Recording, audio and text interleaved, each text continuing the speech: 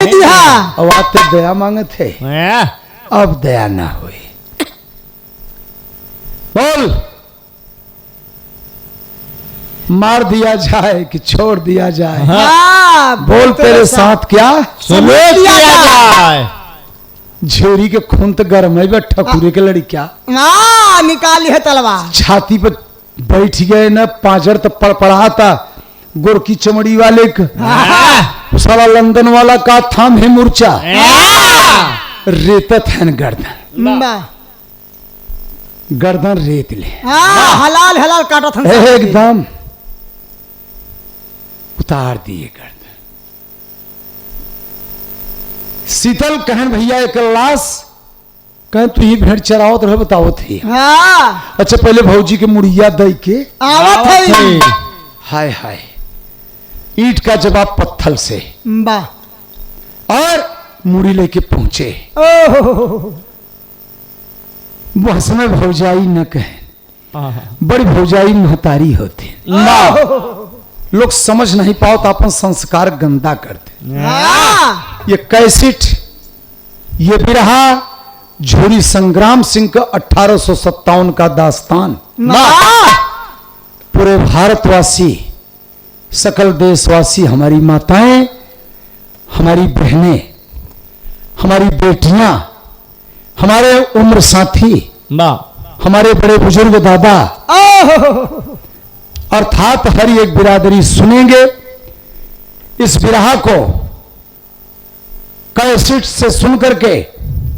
Mobile number Sudai Ram Yadav का 99 35 25 78 41, यही number दोबारा रिपीट 99 35 25 78 41। बधाई दीजिएगा कि हमारे देश के साथी ऐसा बहादुर ने किया। लेकिन जिस समय शीश पहुंचते हैं सुशीला के पास, आय हाय हाय, जिस समय देखा सुशीला अपने हाथ में लिया मुर्गा का मूड़ी और खुखार के थोक दिया मुहे पर। कहा तुमने हमारे पति का शीश कटवाया, हमारा देवर तुम्हारा शीश काट लिया। छाती के दाग कैसे बुताओ थे दादा पंधारी के लाइन बा बेटा।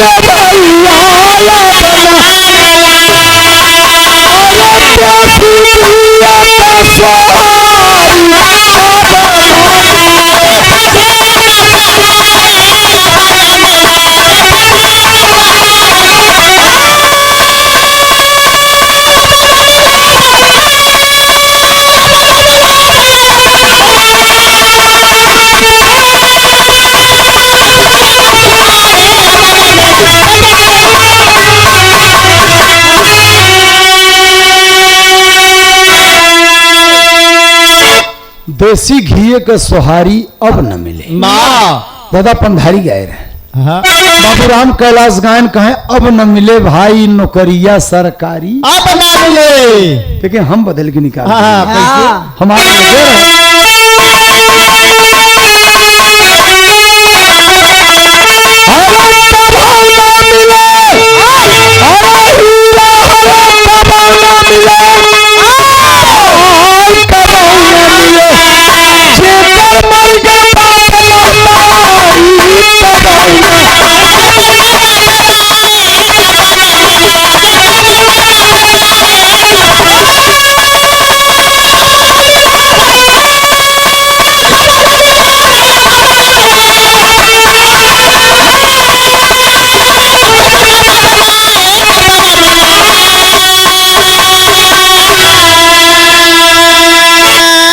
जेकर मरी गए बाप महतारी तक कब न मिली।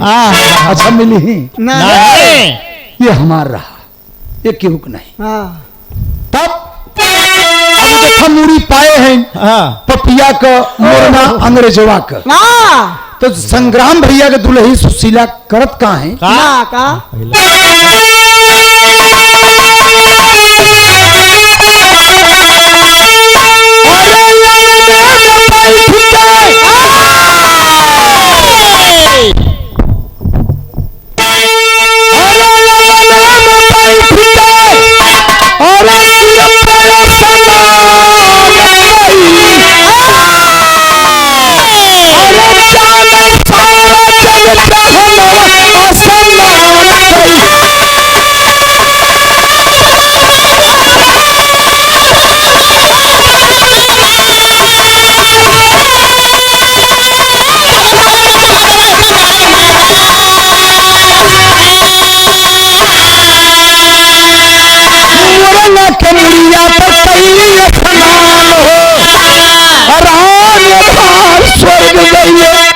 लिख के दस्तान हो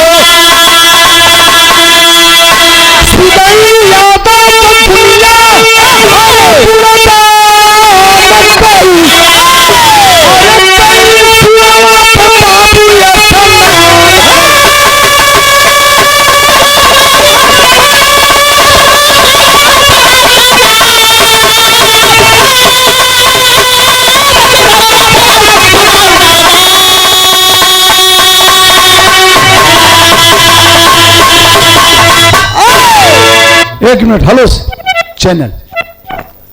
मूड़ी पर स्नान किए छाती के दाग होता है, पति जिंदा। ये संतोषजनक झूरी सिंह और संग शीतल पाल का जो घोड़े में लग्गा बजाया था। ज्ञानपुर श्यामा मुखर्जी पार्क पोखरा पर देखे अपराध है। आज ये दोनों बहादुर की वहां मूर्ति बनाई गई है। अच्छे ढंग से लोग जाते हैं वहां, नमन करते हैं, प्रणाम करते हैं, दर्शन करते हैं।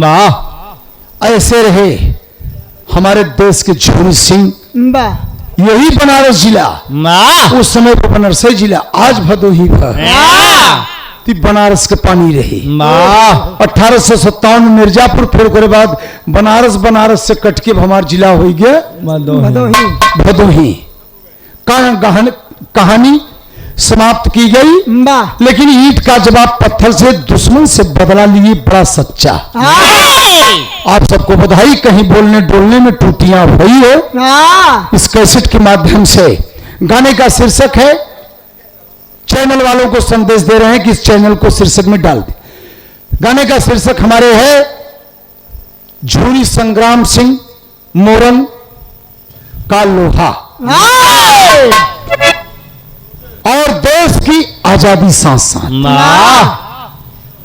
कि देश में ऐसे से बहादुर लड़के आजाद किए गए, अपने को मिट गए, अपने निहारे गए, हमें आपके अजरिया देखे चला गए। हाँ पुरान है।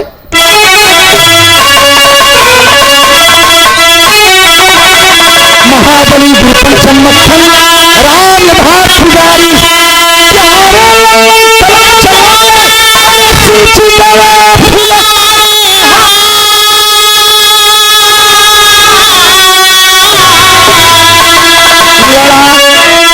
जुझारा वाला बजगा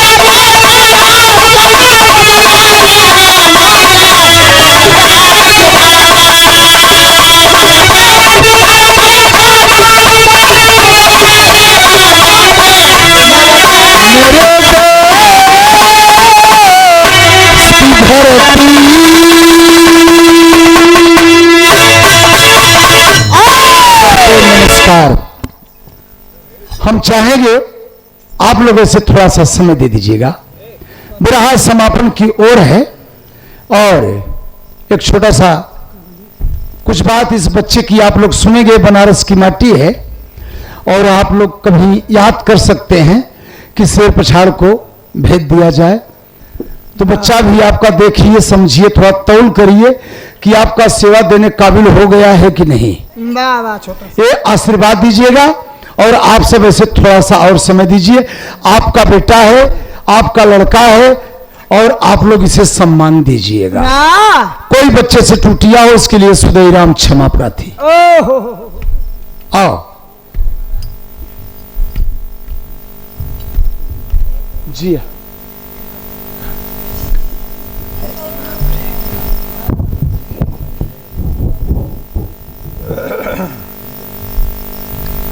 चलो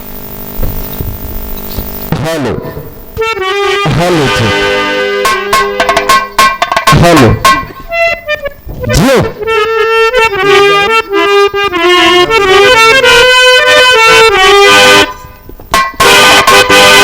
ओहो जियो मास्टर जियो।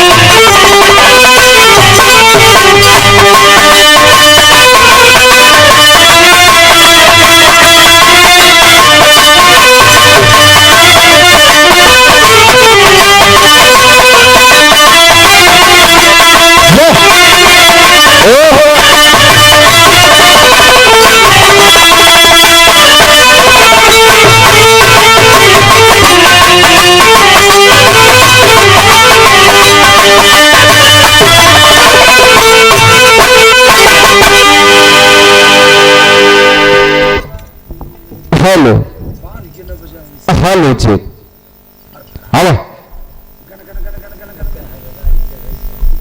ओम शब्द का सिर पे ताज, जय हो स्वामी गुरुदेव भगवान। नाम नहीं ली तुझे गुरुदेव भगवान।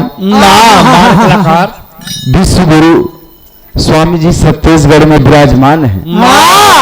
ओम शब्द का सिर पे ताज, जय हो स्वामी जी महाराज। नैया आज भंवर से फेंके कई व्यापार।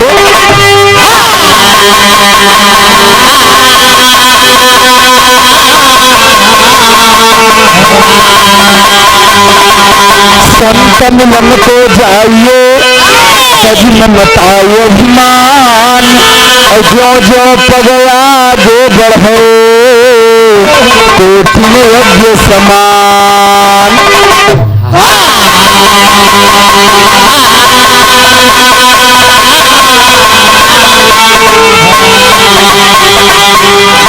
आग लगी आकाश में, अरे कटी कटी गिरे अंगार। यदि न होते संत गण, जल जाता संसार।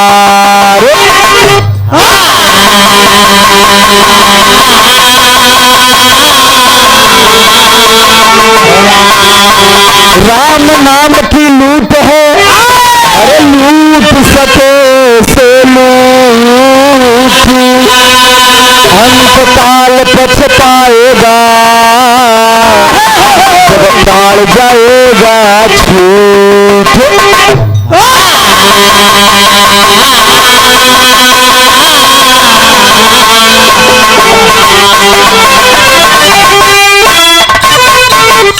आप सब वैठाए हैं महान, और सबसे विनती यही गुणगान। यह दास के थोड़ा थोड़ा दे गया आशीर्वाद।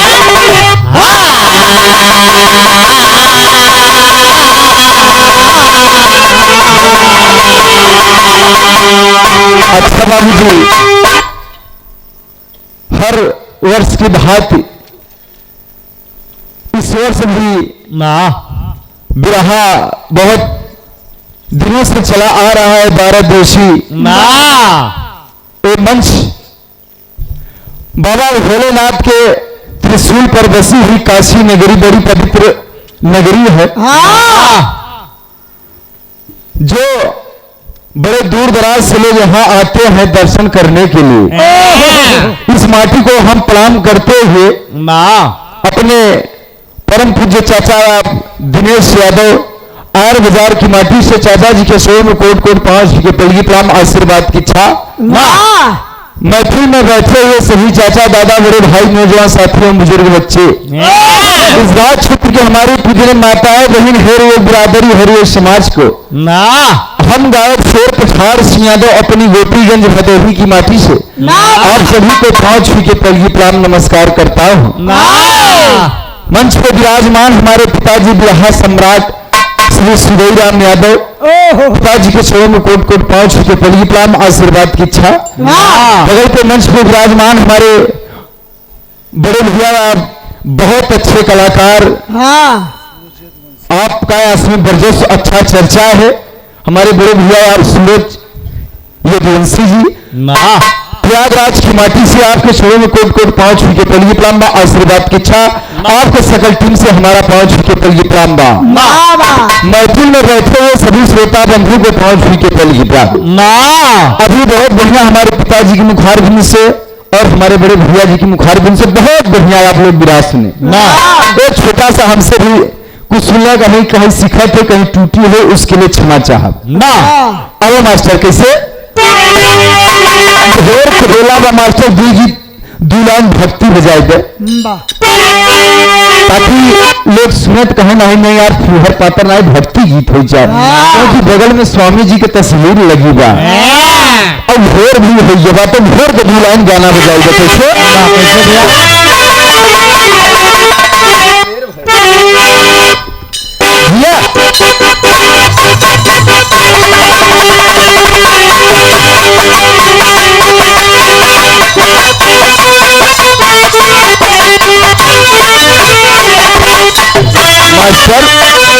समय देख के तब गावे, चाहे यहाँ समय कौन समय चलता, ब्रह्म वेला चलता तब एक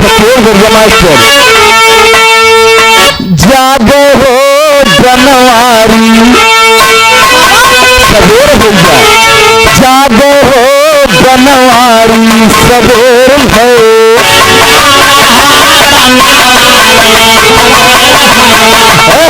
ये मास्टर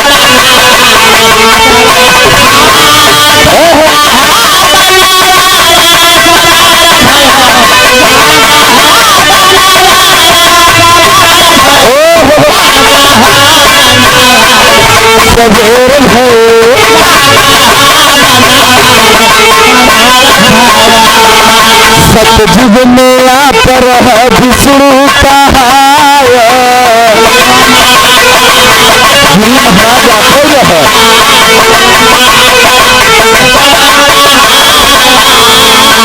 सतयुग में आप रह विष्णु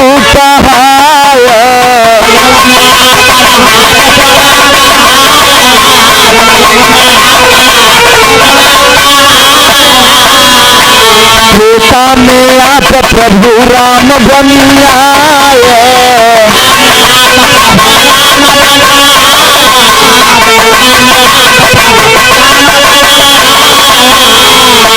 त्रेता में आप रह राम धनुधारी सबेर है, यादव हो जनवारी सबेर है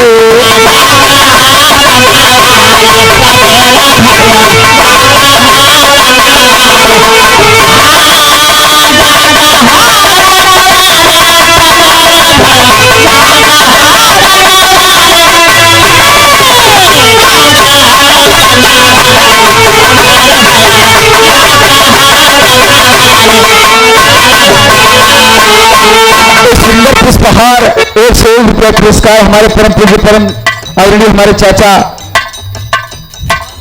राम वृक्ष यादव प्रधान जी, आप आपके तरफ से 101 रुपया पुरस्कार सुंदर पुष्पहार चाचा जी के शोर में कोट कोट 5 के पल्ली प्राम बा आशीर्वाद की इच्छा बा सब बाबू भैया जनता जागरण को हमारा 5 के पल्ली प्राम बा कहना बा आपे प्रभु सतयुग में विष्णु है और आपे त्रेता में राम है अब द्वापर में काम है द्वापर में आप रह मदना मुरारी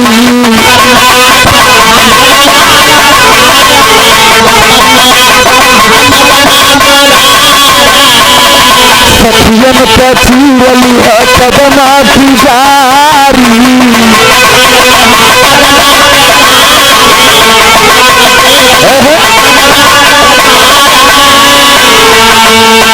द्वापर में आप रह मदना मुरारी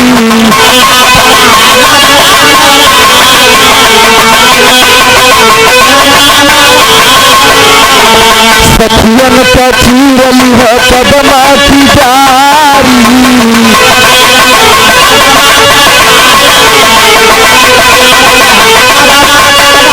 अरे रास लीला की है जहाँ रही सखी सारी सबेर है जादव हो बनवारी सबेर है अरे जियो मास्टर जियो क्या बात है एक नंबर मास्टर जियो मास्टर क्या बात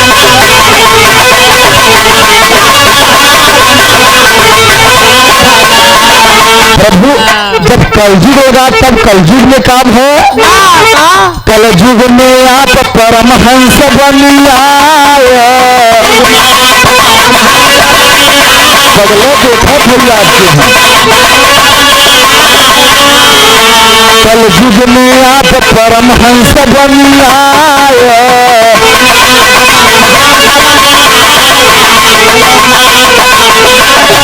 अपने भगतवन के गले से लगाया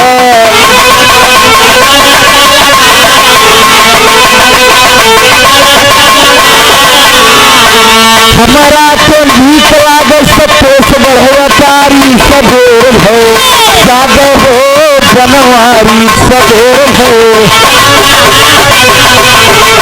अरे जियो मास्टर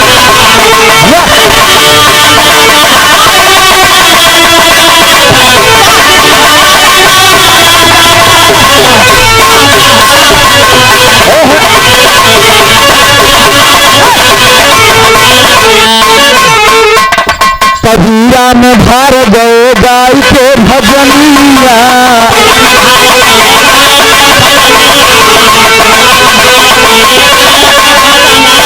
प्यारे लल्लन जी पूजा चरनिया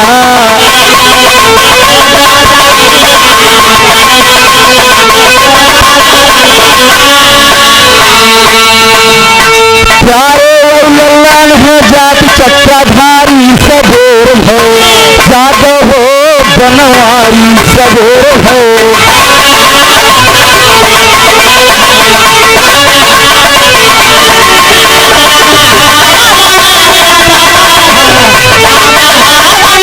अरे जियो मास्टर जियो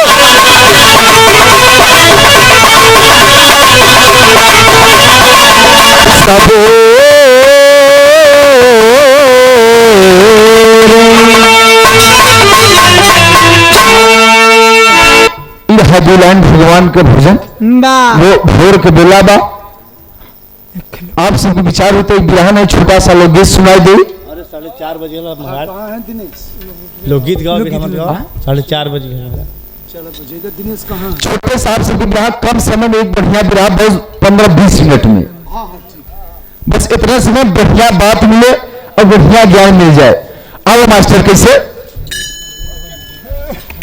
बहुत मार्मिक कहानी का आपसे ध्यान रहा ऐसे विधा सुने कभी नहीं मिला हो एक लड़का से सुनो कहीं टूटी हो उसके लिए क्षमा चाह अब मास्टर कैसे गाई का दस्तान छोटा सुनिए लगा के कान बछड़ा रहा वही माँ से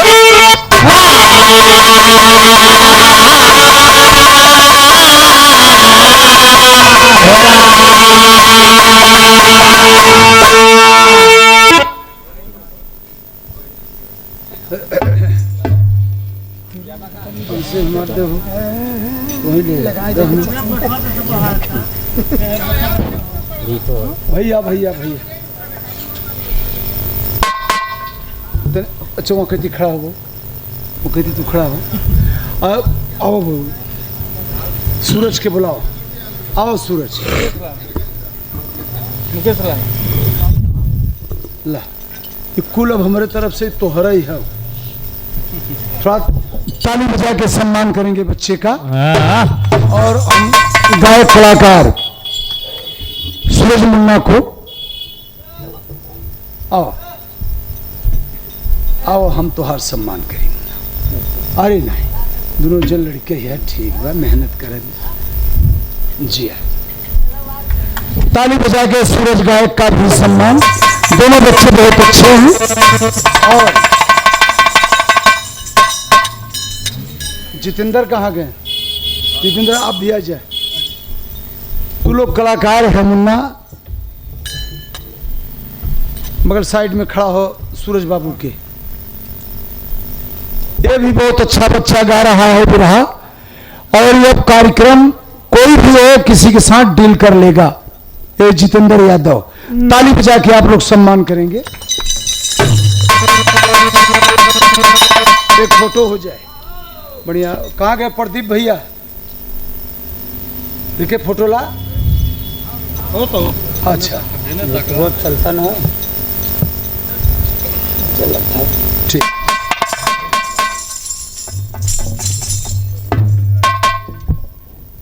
देखा इस सुंदर पुष्पहार और बनारसी सभा स्वागत के कड़ी में हमारे बड़े भैया आप दिनेश यादव अच्छा कमेटी अध्यक्ष परम पूज्य परम आदरणीय हमारे